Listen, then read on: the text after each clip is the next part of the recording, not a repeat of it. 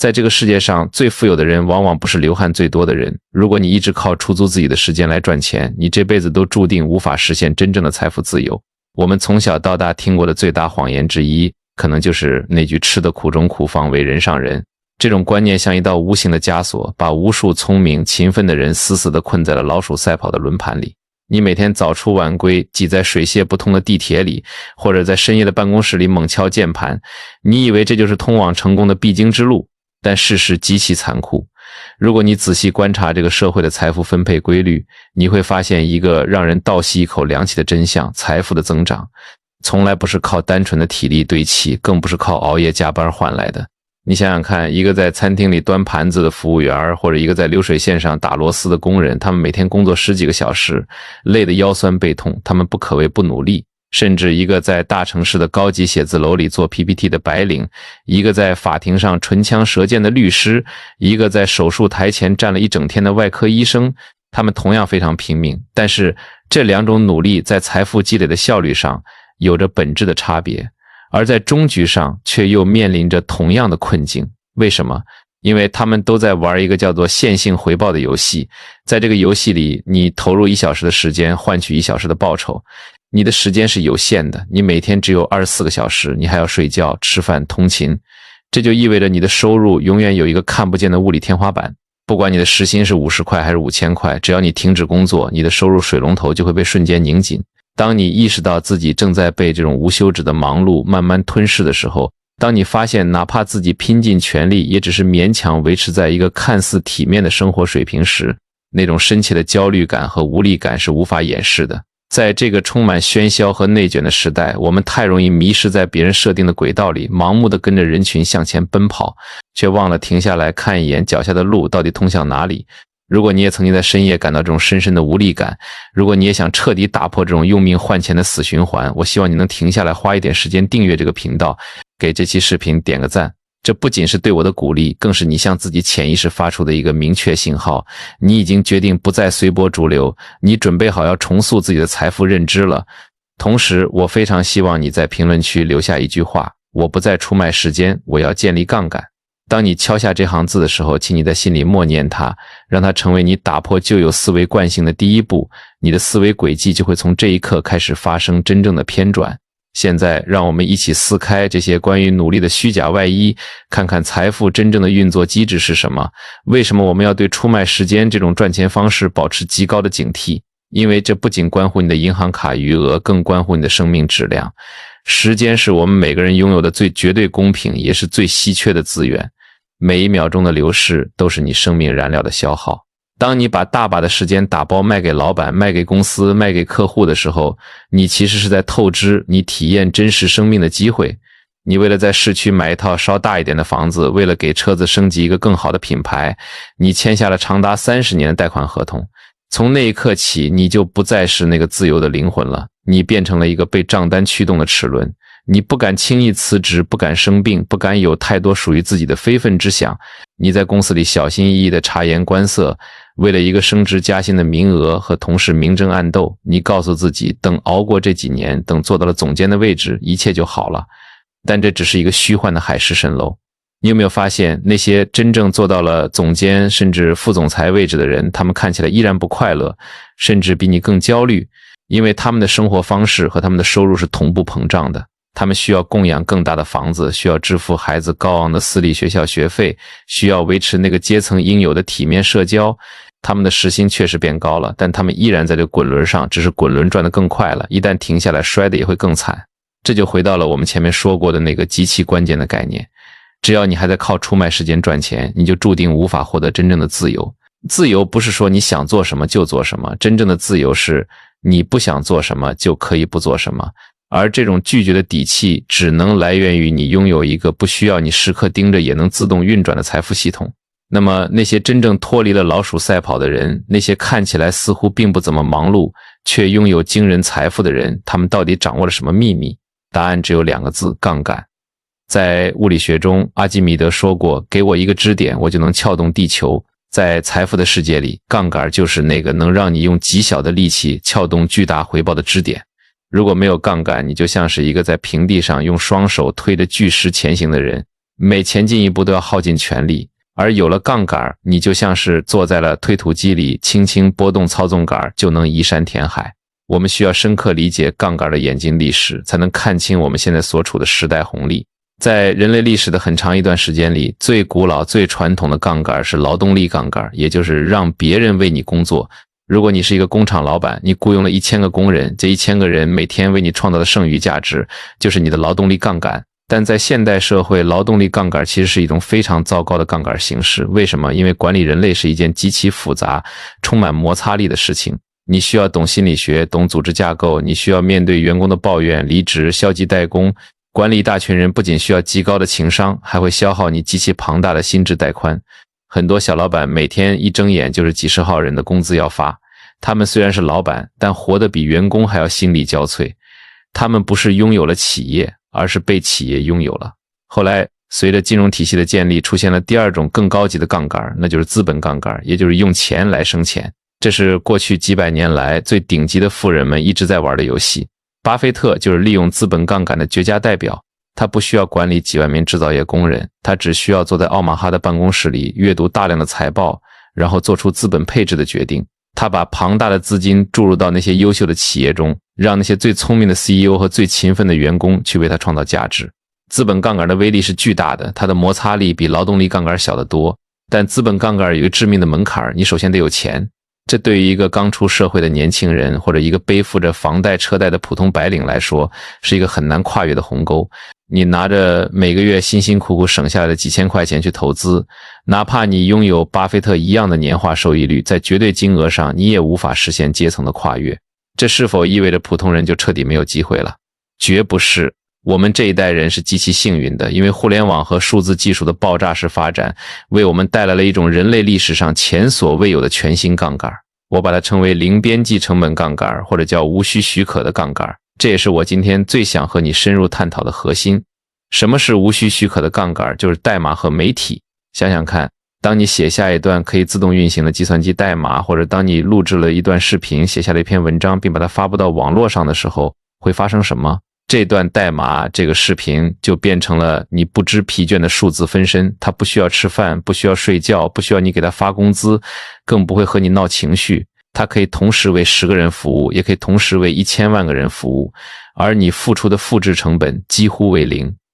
这是何等恐怖的财富放大器！在过去，如果你想建立劳动力杠杆，你需要别人的允许，你需要别人愿意为你工作；如果你想建立资本杠杆，你需要别人的允许，你需要别人愿意把钱投资给你。但是如果你想写一本书，想开设一个播客，想开发一个小小的应用程序，你不需要任何人的允许，你只需要一台连接互联网的电脑和你大脑里独特的认知。这是这个时代赋予每一个普通人的终极武器，它彻底打破了阶层的壁垒，让财富的创造不再依赖于你出生的家庭背景或者你拥有多少启动资金。我们来看一个具体的场景。假设有2个人，一个是资深的高级程序员，他在一家大型科技公司上班，年薪高达100万，他每天工作10几个小时，解决极其复杂的系统 bug， 他是公司的技术骨干，他的收入在同龄人中绝对算得上是佼佼者。但仔细一想，他依然在出售自己的时间。如果有一天他生病了，或者公司裁员了，他的收入就会瞬间归零，他依然处在焦虑的循环中。另一个人可能只是一个普通的软件开发者，但他利用业余时间开发了一个能够帮助小微企业自动生成报表的小工具。这个工具解决了一个非常具体的痛点，他把这个工具放到了网上，采用每月订阅的模式收费。一开始只有几个人用，后来变成了几百人、几千人。他可能每天只需要花1-2个小时维护这个工具，但他每个月的订阅收入早就超过了那个在科技公司拼命加班的高级程序员。这就是杠杆的威力。后者不仅赚到了钱，更重要的是他赚回了自己人生的控制权。他可以随时决定去哪里旅行，可以花大把的时间陪伴家人，可以静下心来读一本书，因为他的数字杠杆正在全球各地的服务器上日夜不休地为他创造现金流。在这个时代，如果你还没有建立自己的零边际成本杠杆，那你就相当于在用冷兵器时代的长矛去对抗别人手里的加特林机枪，这从一开始就是一场注定会输的战役。如果你听懂了杠杆的意义，你就会明白为什么那些真正厉害的富人在大多数时候看起来都很懒。这种懒绝对不是普通人那种躺在沙发上刷短视频逃避现实的懒惰，而是一种极其高级的战略性收敛。我们要深刻认识到，人的精力是极其有限的。如果你每天都把自己填得满满当当，从早上的第一个会议一直忙到晚上的最后一个应酬，你的大脑里塞满了各种琐碎的待办事项，你其实就失去了思考大问题的空间，你变成了一个只知道执行的机器，而不是一个掌握方向的舵手。真正的高手是把极少的时间花在执行上，而把大量的时间留给空白，留给思考，留给判断力的磨砺。什么是判断力？判断力就是在充满不确定性的世界里，知道自己该做什么，不该做什么，以及在什么时候出手的精准直觉。在拥有巨大杠杆的前提下，判断力的重要性被无限放大了。如果你没有杠杆，你判断失误，大不了就是白干了几个月，损失了一点体力。但如果你手里握着巨大的资本杠杆或者代码杠杆，你哪怕只偏离了正确方向1度，最后的结果也可能是灾难性的。反过来说，如果你判断极其准确，哪怕你只做了一个微小的动作，杠杆也能把它放大成惊人的财富。所以我经常喜欢用动物来做比喻。这个社会上 99% 的人都在像牛一样工作。牛的特点是什么？他们很温顺，很勤奋。他每天天一亮就低下头在草地上吃草，一步一步地挪动，嚼着枯燥的草料。他们整天都在忙碌，但他们只是在维持基本的生存，而且随时可能被送进屠宰场。这种工作模式就是我们现代职场人的真实写照。你坐在隔间里，处理着源源不断的邮件，回复着永远亮着的聊天软件，你以为你在创造价值，其实你只是在消耗生命。而那些真正掌握了财富密码的人，他们像狮子一样工作。你去非洲大草原上看看狮子是怎么生活的，狮子绝不是每天从早跑到晚的。事实上，狮子一天中有18个甚至20个小时都在睡觉休息，或者只是安静地趴在树荫下观察，它们看起来非常慵懒。但是当一头狮子捕捉到猎物的气息，当它判断出这是绝佳的狩猎时机时，它会瞬间爆发，那是一种极其专注，爆发出全部能量的冲刺。在那短暂的几分钟里，他完成了致命的一击，获得了足够支撑好几天的丰厚食物，然后他再次回到那种慵懒的放松状态，消化食物，积蓄能量，等待下一次机会的降临。这就叫像狮子一样工作，而不是像牛一样工作。在现代社会，这意味你在大部分时间里应该保持内心的安静和从容。你应该去阅读，去散步，去和聪明的人进行无目的的深度交流，去让自己的大脑处在一种放松但敏锐的待机状态。你要不断地打磨你的认知，构建你的思维模型，提高你的判断力。当一个真正属于你的机会，无论是一个绝佳的投资标的，还是一个可以被你用代码或媒体放大的创新想法出现在你面前时，你要像狮子一样毫无保留地扑上去，利用你所有的杠杆，全力以赴地把它拿下，完成之后迅速撤退，重新回到平静的状态。这种工作方式是对我们旧有观念的彻底颠覆。我们总觉得闲着是一种罪恶，总觉得不忙碌就没有安全感。但事实上，如果你想赚大钱，如果你想获得真正的自由，你必须学会如何优雅地虚度光阴。你必须允许自己有大段大段不被打扰的空白时间。因为只有在这些空白里，你的灵感才会浮现，你的直觉才会变得清晰，你才能跳出那个局部的泥潭，站在更高的地方，看清全局的走向。我们身边有太多这样被忙碌毁掉的聪明人。我认识一个曾经非常有才华的年轻人，他在大学里对各种新鲜事物充满好奇，经常能提出让人眼前一亮的商业构想。后来他进入了一家著名的咨询公司，那里有着极高的薪水和耀眼的光环，但同时也有着严酷的考核机制和无止境的加班。过了几年，我再见到他时，他眼神里的光没有了，他变成了一个完美的 PPT 制造机和会议记录者。他每天被各种琐碎的客户需求和内部汇报填满，他已经完全失去了思考新事物的能力和意愿。他告诉我，他每天下班后唯一想做的事情就是瘫在床上看那些毫无营养的搞笑综艺，因为他的大脑已经没有哪怕一丁点的算力去处理任何深刻的东西了。这就是线性工作的悲哀，它不仅榨干了你的时间，更可怕的是它摧毁了你的心智带宽，把你变成了一个没有灵魂的工具人。所以想要摆脱穷忙的命运，你必须从思维深处进行一场大换血。你不能再以工作时间的长短来衡量自己的价值。你要开始审视你现在所做的每一件事儿，问问自己，这件事儿有杠杆吗？我做这件事的回报是线性的还是非线性的？如果我明天不做了，这件事还能继续为我产生价值吗？如果答案是否定的，那你就要警惕了。你必须开始有意的，哪怕一开始只能抽出极少的时间去构建属于你的非线性资产。不要害怕开始。很多人总觉得我不是程序员，我写不了代码，我也不是天赋异禀的作家或演说家，我做不了媒体。这是一种深深的自我设限。在互联网时代，媒体的形式是千变万化的。你哪怕只是在一个小众的论坛里持续的分享你对某种特定植物的养护经验，只要你的内容足够专业，足够有价值，你就能吸引到一批精准的受众。这批受众就是你的媒体杠杆，你可以通过社群，通过知识付费，通过推荐相关的工具来变现。这就是建立特殊知识的过程。特殊知识是杠杆能够发挥作用的前提。如果没有特殊知识，你拥有的杠杆再大，也只是在放大你的平庸。什么是特殊知识？特殊知识不是那些你在学校里按部就班学到的东西，也不是那些通过简单的短期培训就能掌握的技能。如果一件事可以被轻易的交给别人，那它就可以被轻易的外包，或者被未来的人工智能所取代。特殊知识往往源于你天生的好奇心，源于你童年时期就展现出来的某种偏好，源于你在长期的实践中摸爬滚打积累出来的，无法用言语精确描述的直觉。比如，你可能有一种极强的同理心，你非常善于倾听别人的痛苦并给出抚慰，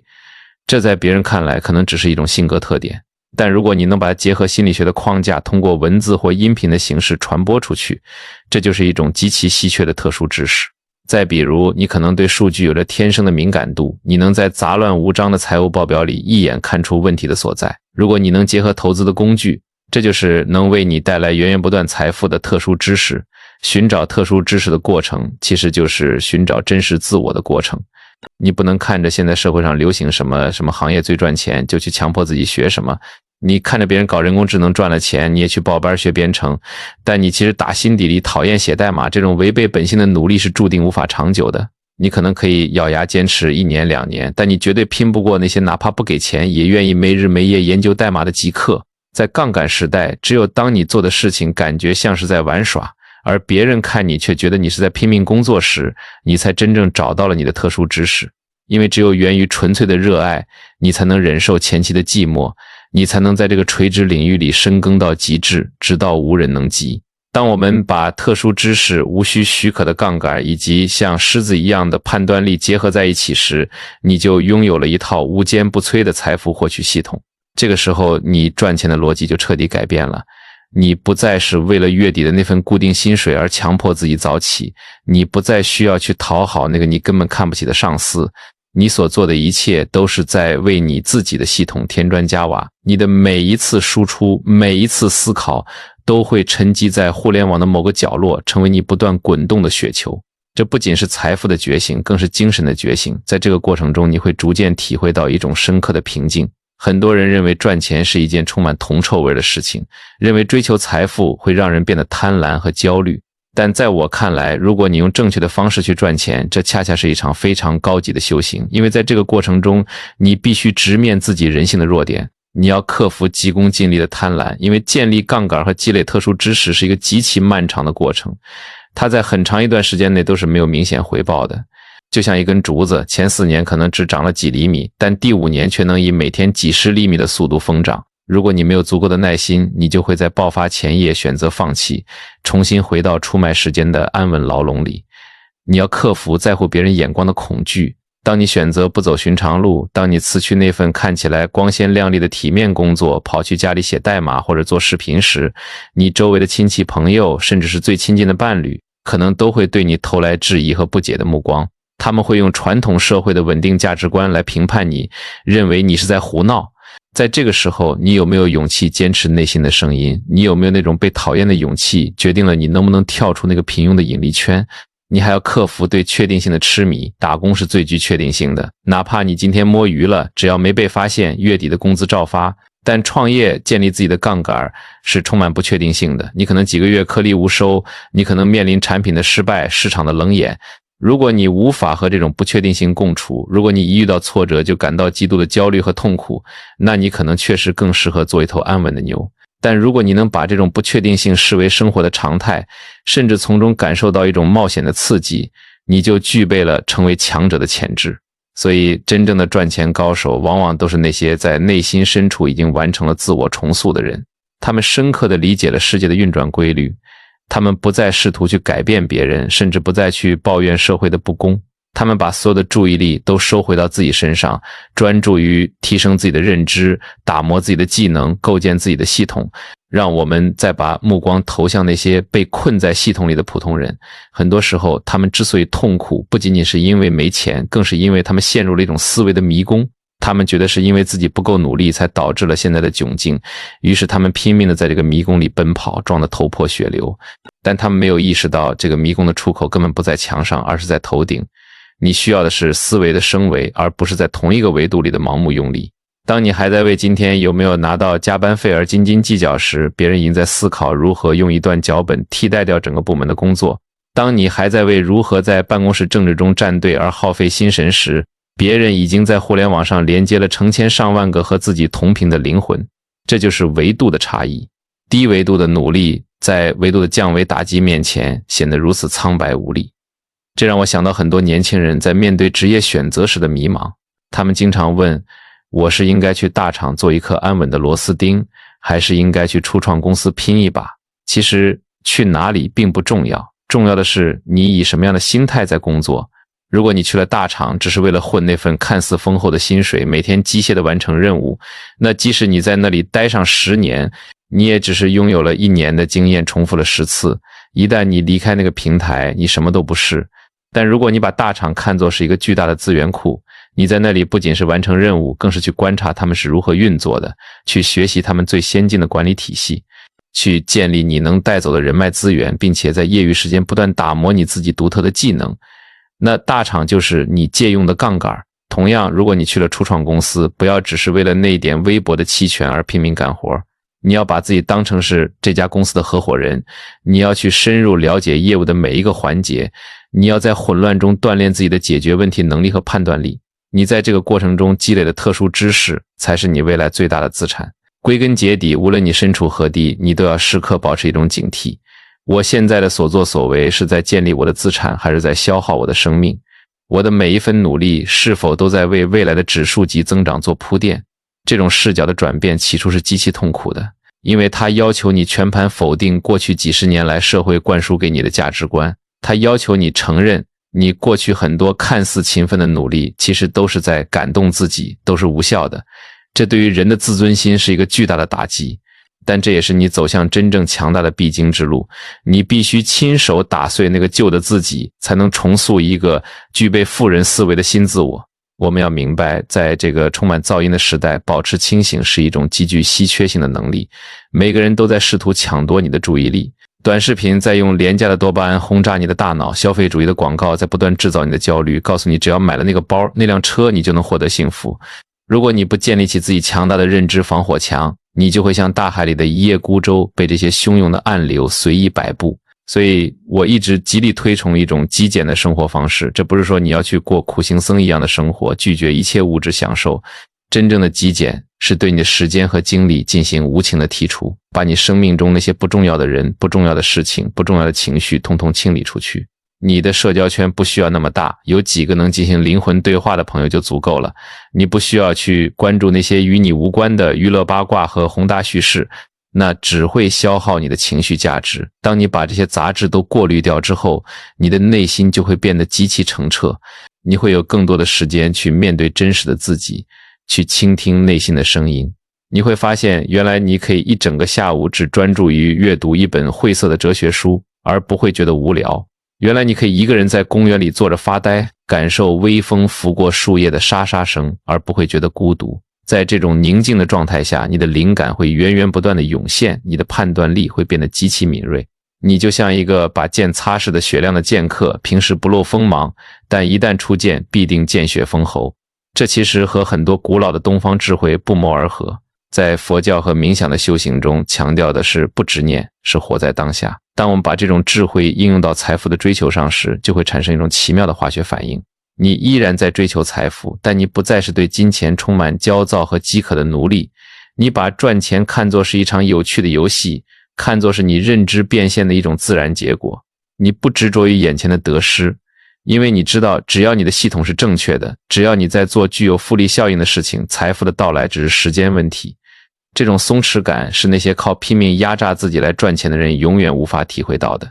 他们总是处在一种高度紧绷的状态中，他们害怕失去，害怕被超越。他们虽然有了钱，但依然活得像个穷人。而真正的富人，哪怕他现在身无分文，只要他的认知还在，他的心力还在，他随时都可以东山再起。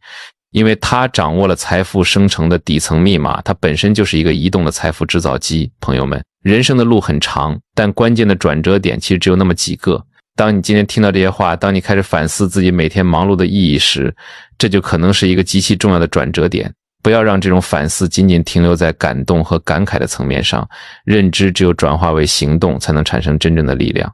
从今天开始，审视一下你的时间账单，你每天有多少时间是在做线性的苦力活，有多少时间是在刷手机浪费生命，又有多少时间是在真正的构建你的非线性资产。尝试着做出改变吧，哪怕每天只能抽出半个小时去读一读关于投资心理学的书，去学一点简单的编程概念，或者只是拿出一张白纸梳理一下你内心真正热爱并且有可能在这个社会上变现的特殊技能。不要急于求成，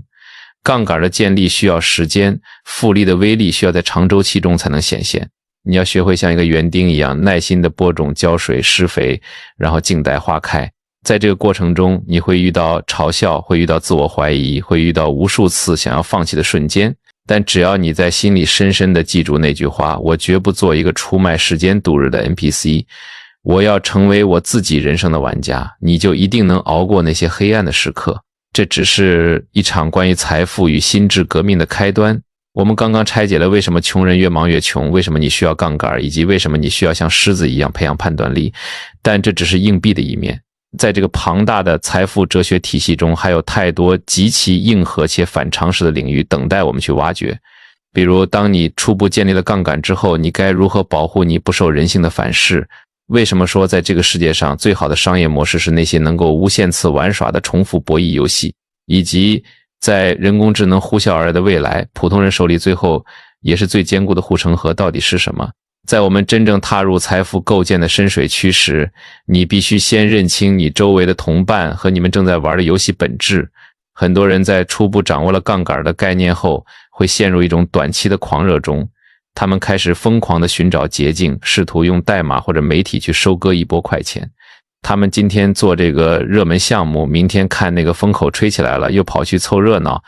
这其实是掉进了另外一个更加隐蔽的线性陷阱。你要知道，在这个世界上，所有的巨大回报，无论是财富、人际关系还是个人的知识储备，全部都来自于复利。而复利发挥作用的绝对前提是你必须在一个方向上进行长期的重复博弈。如果你总是不断的切换赛道，频繁的更换合作伙伴，你其实就是在不断的把你的复利始终清零。这就像是你种下一棵树，刚长出2片叶子，你觉得它长得太慢，于是把它连根拔起，换个地方重新种。折腾了10年，你依然只有满地的树苗，永远等不到可以在树下乘凉的那一天。所以我给出的一个极其重要的原则是，只和有着长期主义价值观的人去玩那些可以长期重复玩耍的游戏。在这个商业社会里，信任是最高效的润滑剂，也是一种极其隐蔽但威力巨大的杠杆。当你和一个值得信任的人长期合作时，你们不需要在每一次交易前都拟定厚达几百页的合同，不需要在背后互相提防、互相算计，你们的沟通成本几乎降到了0%，所有精力都可以100%的倾注在创造价值上。这种基于长期重复博弈建立起来的信任网络，其运转速度和产生的复利效应，是那些热衷于一锤子买卖的人永远无法理解的。你去观察那些在某个行业里真正做到了顶尖的人，他们周围往往有一个非常稳定的核心圈子，这些人互相成就，互相托底。当社会的大机会降临时，资本和资源会自动流向这些高信用度的网络，而不是流向那些整天在朋友圈里吹嘘自己却没有任何长期信用背书的投机分子。因此，在选择你的事业、选择你的合伙人，甚至选择你的伴侣时，你一定要在心里默默地问自己一个问题：我愿意和这个人共事一辈子吗？如果你的答案是迟疑的，或者答案是否定的，那么你从一开始就不应该和他们有任何深度的纠葛。不要为了短期的利益去妥协，因为短期利益带来的那点微薄收益根本无法弥补你在这段糟糕关系中所消耗的巨大情绪成本和时间成本。你的时间应该用来寻找那些愿意陪你一起慢慢变富的长线玩家。最后，假设你现在已经做到了上述这一切，你通过自己的努力和独特的认知建立起了庞大的系统，你的银行卡余额已经达到了一个你以前不敢想象的数字，你不再需要为了生计而出卖时间，你拥有了世俗意义上所有的成功。然后呢，你真的快乐吗？这可能是一个极其扫兴的问题，但却是我在见过了无数顶级富豪后必须向你揭示的最冰冷的真相。绝大多数人在变得富有之后，并没有获得他们预期的那种持续的狂喜，相反，很多人陷入了一种更深层的空虚和焦虑中。为什么？因为他们在这个拼命搞钱的过程中，完全搞错了财富的作用边界。金钱是一个极其了不起的工具，它可以解决这个世界上几乎所有可以用钱解决的外部问题。它可以让你不用在寒风中等公交，可以让你在生病时享受顶级的医疗资源，可以让你不用为了几块钱的菜价和商贩讨价还价。金钱的本质是消除你生活中那些因为匮乏而产生的具体的物理层面的痛苦，但是金钱对你内心的精神问题无能为力。它买不到一个发自内心爱你的灵魂伴侣，买不到一个安静不焦虑的大脑，买不到你对自我存在价值的终极确认。很多穷人有一种虚幻的安慰，他们觉得我现在之所以这么痛苦，这么烦躁，完全是因为我没有钱，等我有钱了，一切的烦恼都会烟消云散。这种幻想支撑着他们在艰难的生活中熬下去。可是当你真的赚到了花不完的钱，你发现自己的婚姻依然一地鸡毛，你发现自己到了深夜依然失眠，你发现你对生活依然感到莫名的烦躁时，那种绝望是毁灭性的，因为你失去了最后一个可以推卸责任的借口。你不能再怪罪于贫穷，你只能赤裸裸地面对你那个千疮百孔的灵魂。这就必须回到我们对欲望的根本认知上。在这个被消费主义彻底洗脑的社会里，我们被无时无刻不在暗示幸福等于满足欲望。你想要一辆豪车，你拼命赚钱买下了它，那一刻你觉得你幸福了。但这是一种极其短视且危险的神经化学反应。欲望的本质其实是你和自己签订的一份不快乐的契约，直到你得到你想要的东西为止。你每产生一个强烈的欲望，你就是在自己的心里挖了一个痛苦的坑。你得到了那个东西，只是把坑填平了，让你回到了正常的基准线。你误以为那种如释重负的感觉就是幸福。而且人类的大脑有着可怕的享乐适应机制。你今天买了一辆豪车，兴奋了3个月，3个月后它就成了你车库里一堆普通的钢铁。为了再次获得那种兴奋感，你的欲望会自动升级。你想要私人飞机，想要更大的游艇，你变成了一个在跑步机上拼命奔跑却永远在原地的仓鼠，不断的透支生命去填补一个永远填不满的黑洞。真正的幸福，或者说那种高级的恒久的内在状态，绝对不是欲望的满足，而是欲望的缺席。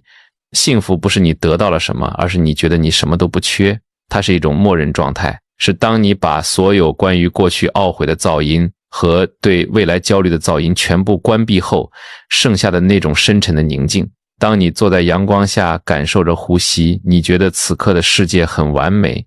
不需要添加任何东西，也不需要拿走任何东西。这就是顶级的幸福。这听起来似乎有些佛学里的空性意味，但它是一套极其硬核的自我管理技术。你必须学会在外在世界的进取和内在世界的平和之间建立一道坚不可摧的防火墙。在物理世界里，你像个战士一样去构建你的杠杆，去改变你可以改变的事情，但在你的精神世界里，你要像个老僧一样，毫无保留地接纳当下的一切，接纳那些你无法改变的事情。这要求你拥有极其强大的自我觉察能力。当你因为别人的一句评价而感到愤怒时，当你因为看到同龄人暴富而感到嫉妒时，不要被这些情绪带着走，在你的意识深处退后一步，像一个旁观者一样看着这些情绪在你体内升起又落下。你要明白，你不是你的大脑，你不是你的思想，你更不是那些像沸水一样翻滚的情绪，你只是那个看着这一切发生的觉知。当你能把自我从这些纷繁复杂的念头中剥离出来时，你就获得真正的自由。这种自由比你拥有10亿美元还要珍贵，因为10亿美元可以被通货膨胀吞噬，可以被一场股灾抹平，但一个能在任何境遇下都保持平静的大脑是任何人、任何力量都无法从你身上夺走的终极财富。所以不要把赚钱当成你人生的全部终点，那太狭隘了。赚钱只是一场必经的通关游戏，你玩这场游戏是为了拿到一张能够随时退出这个疯狂世界的门票。当你赚够了那些能让你免于奔波的筹码后，请你立刻停下追逐数字的脚步，把你最宝贵的心智带宽从对物质的无尽贪婪中抽离出来，投入到那些真正能滋养你灵魂的事情上去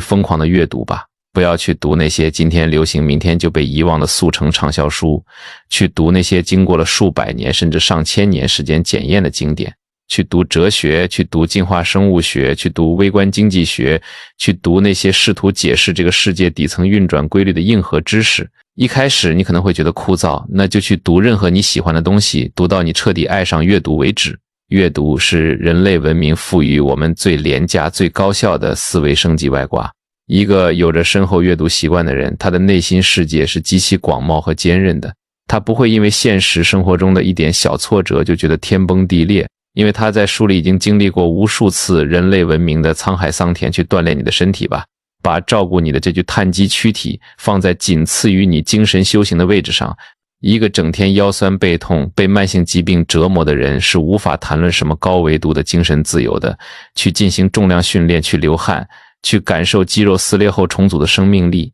把运动当成是你每天必须完成的冥想仪式。最后，请你无情地屏蔽掉那些试图劫持你注意力的社会噪音，关掉你的新闻推送。这个世界上 99% 的新闻都是为了刺激你古老的杏仁核，让你感到愤怒、恐惧或者焦虑而精心炮制的数字垃圾。今天某两个国家发生了摩擦，明天某个明星出了丑闻，这些事情对你的现实生活没有任何实质性的影响。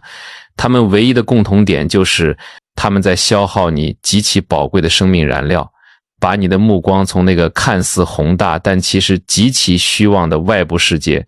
彻底收回到你真实的具体的当下的人际关系和自我提升上来。人生其实是一场单人游戏，你赤条条的来到这个世界，最终也将赤条条的离开。所有那些你曾以为极其重要的社会评价、地位、面子，在死亡面前都只是一场荒诞的幻梦。你不需要向任何人证明你有多成功，不需要向任何人解释你选择的生活方式。你唯一的责任就是去充分的、热烈的体验这仅有一次的生命，去爱那些值得你爱的人，去做那些让你感到热血沸腾的事儿，